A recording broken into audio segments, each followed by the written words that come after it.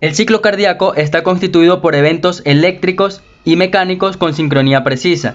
Los eventos son sobre todo mecánicos, es decir, el ciclo cardíaco lo podemos definir como un conjunto de fenómenos que ocurren desde el comienzo de un latido hasta el comienzo del siguiente latido. Todo este ciclo está regido por un sistema especial que es el denominado sistema eléctrico o sistema cardionector del corazón y principalmente por el nódulo sinusal. Este proceso consta de dos fases, una fase de contracción denominada sístole y una fase de relajación denominada diástole. Para conocer la duración de todo este ciclo tenemos siempre en consideración la frecuencia cardíaca, es decir, el número de veces que el corazón se contrae en un minuto, siendo el ciclo cardíaco el inverso de la frecuencia cardíaca, es decir, 1 sobre frecuencia cardíaca. ¿Cómo es esto? Por ejemplo, para una persona cuyo corazón lata aproximadamente 75 latidos por minuto,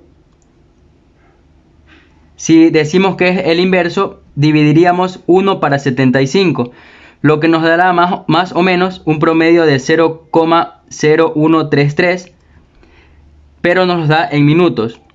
Si lo convertimos en segundos, este valor más o menos rondaría a 0,8 segundos.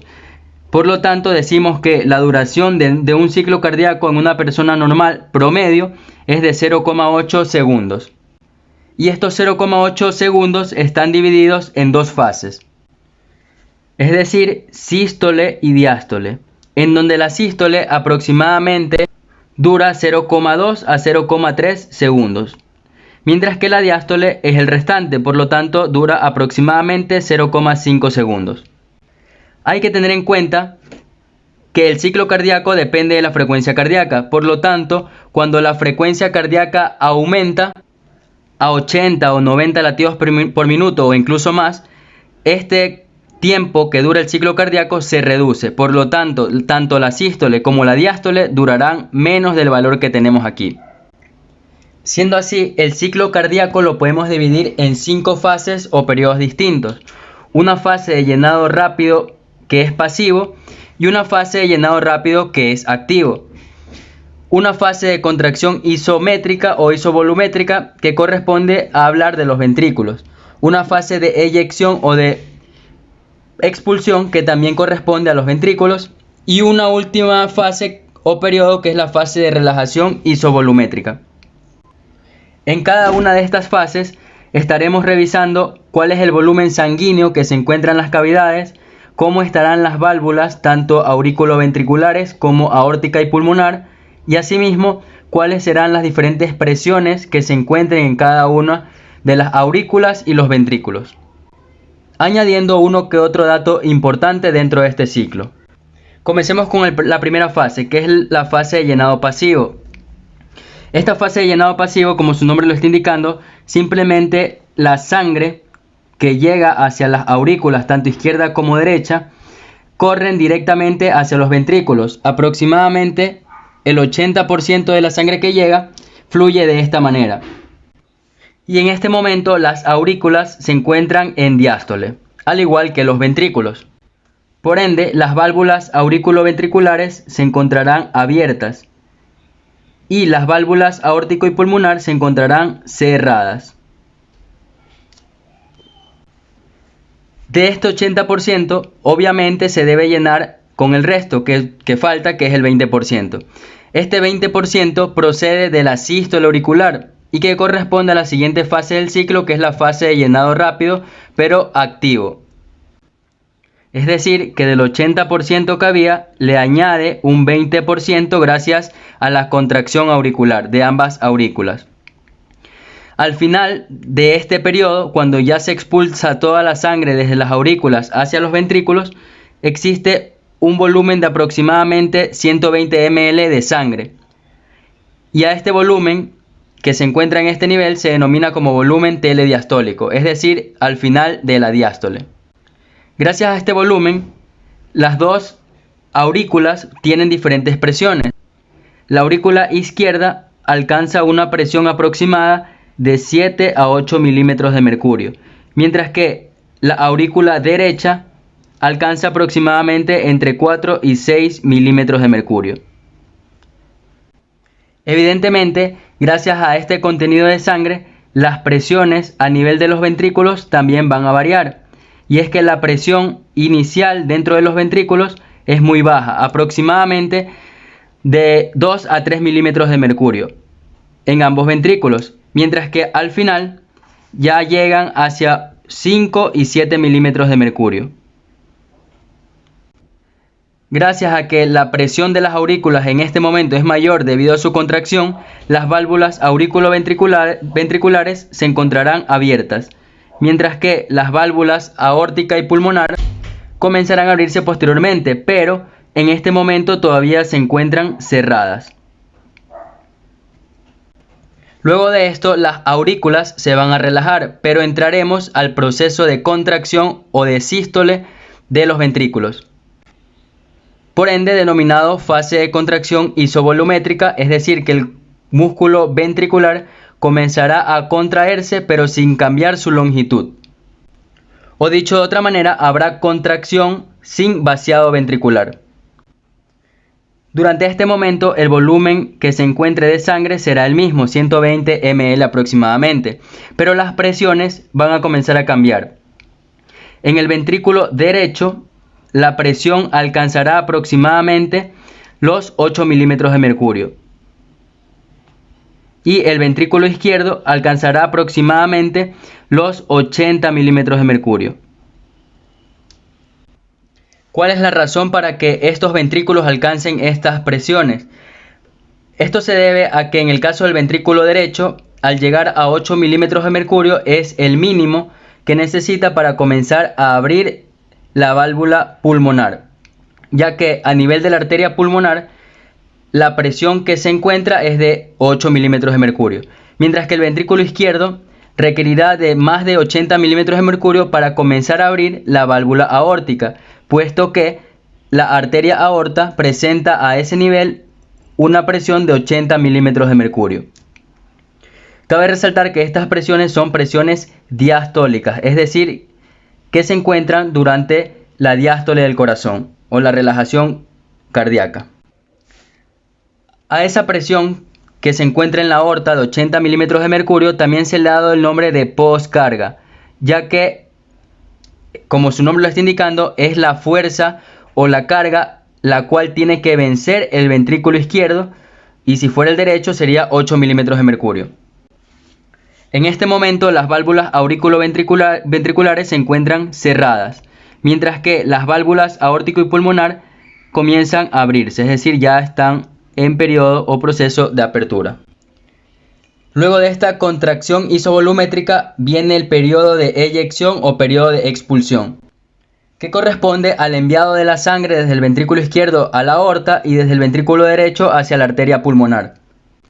Aquí las presiones de ambos ventrículos superaron totalmente a las presiones de las arterias correspondientes, es decir, que a nivel del ventrículo derecho se generó una presión de aproximadamente 25 milímetros de mercurio, mientras que a nivel del ventrículo izquierdo la presión aumentó hasta 120 milímetros de mercurio.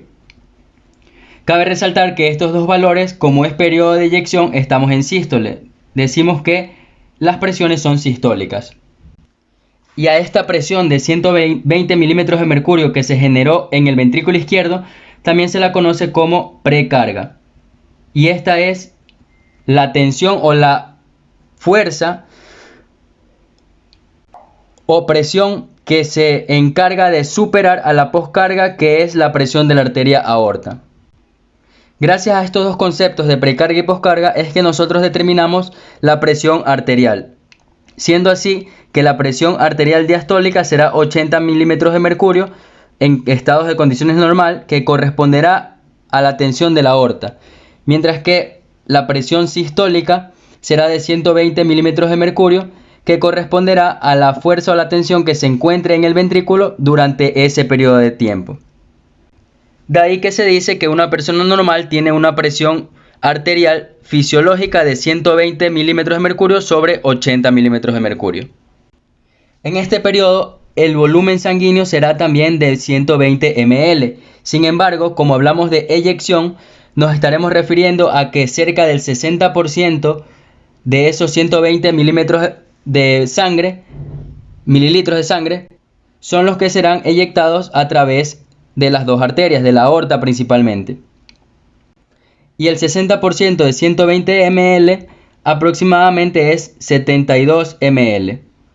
Este, por lo tanto, es la cantidad de sangre que pasa a través de la aorta desde el ventrículo izquierdo. Cabe resaltar que este volumen que sale se denomina como volumen sistólico o fracción de eyección. Este fracción o volumen sistólico es muy importante y sirve como índice para valorar cómo está la función ventricular. Cerca del 70% de ese 60% se elimina en un primer periodo que se denomina eyección rápida y que, si sacamos matemáticamente los números, corresponde aproximadamente a 43 ml. Mientras que el 30% restante de esos 60%, o sea de los 72 ml, se eyectarán en una segunda fase o subfase que se denomina eyección lenta y que corresponde al restante, que sería aproximadamente 29 ml.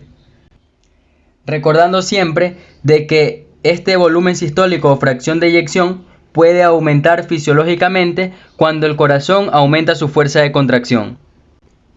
Por lo tanto, podría ya no ser 70 ml, sino podría aumentar hasta 80 o 90 ml. ¿Cómo estarán las válvulas aquí? Las válvulas auriculoventriculares estarán cerradas. Obviamente, si es que el paciente está normal. En condiciones patológicas, pues podrían abrirse. Y las válvulas aórticas y pulmonares, por obvias razones, estarán abiertas. Un dato muy importante y un evento que sucede justo en el periodo de eyección será que aquí aparece el denominado primer ruido cardíaco, que corresponde al cierre de las válvulas auriculoventriculares. Igual, ruidos cardíacos lo vamos a ver en un momento. Una vez que ha ocurrido este periodo, iremos a la siguiente fase, que es la fase de relajación isovolumétrica, que corresponderá al inicio de la diástole ventricular. Anteriormente habíamos dicho que el volumen sistólico era el 60% de 120 ml, que significaba el volumen telediastólico. Pero ¿qué ocurre con ese 40% que nos falta? Pues ese 40% que nos falta no fue expulsado a través de las diferentes arterias y principalmente de la aorta, sino que se quedó en las cavidades ventriculares. Y ese 40% se denomina como volumen telesistólico. Tele significa al final de la sístole, es decir, al final del periodo de eyección. Y que aproximadamente, si sacamos las cuentas, nos daría un valor aproximado de 48 ml. Aunque normalmente oscila entre 40 y 50 ml. Al igual que la fracción de eyección o volumen sistólico puede aumentar si el corazón se contrae con fuerza, quiere decir que también el volumen telesistólico puede disminuir si este corazón hace lo mismo. Las presiones ventriculares, por lo tanto, caerán súbitamente y regresarán a 2 o 3 milímetros de mercurio aproximadamente. Las válvulas auriculoventriculares, una vez cesada la contracción, nuevamente se abren.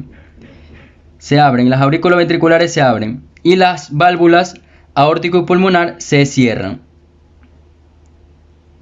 Aquí hay dos sucesos sumamente importantes. El primero es que al cerrarse las válvulas aórtico y pulmonar generan el segundo ruido cardíaco, que corresponde pues al cierre de estas válvulas, la aórtica y la pulmonar.